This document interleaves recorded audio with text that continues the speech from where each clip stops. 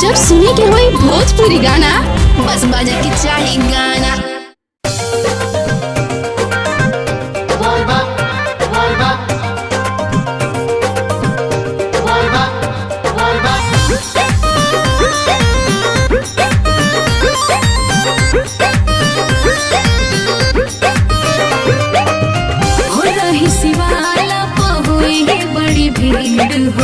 कैसे तू चिन्हवा लागल फिकीर हो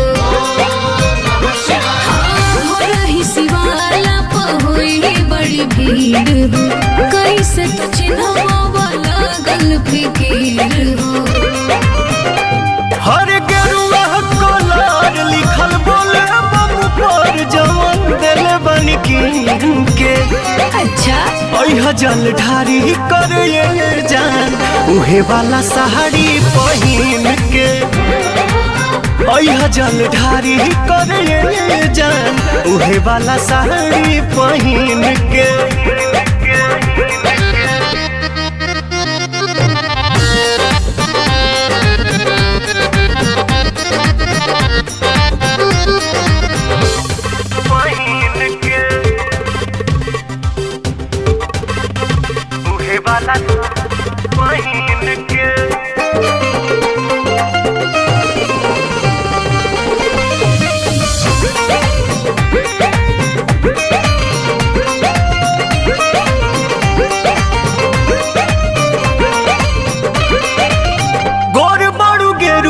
कलर तोहमे खोली कहली हटी करगरी चंदन के गोली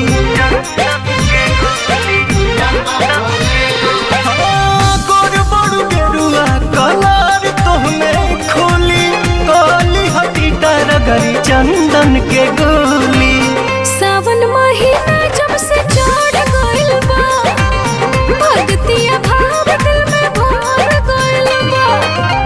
मंदिर के फेरी तू लगई है बच बेरी अपना अमूरी पगीन के है जल ढारी करे जान उहे वाला साड़ी पहिन के।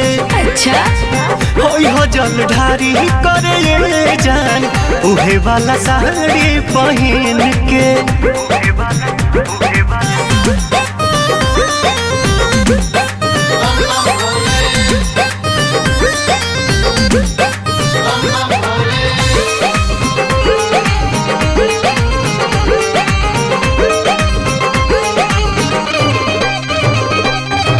साचो कहीं लागता रुआ तना सुनर हो भोला कोरस के हु के लागे ना नजर हो।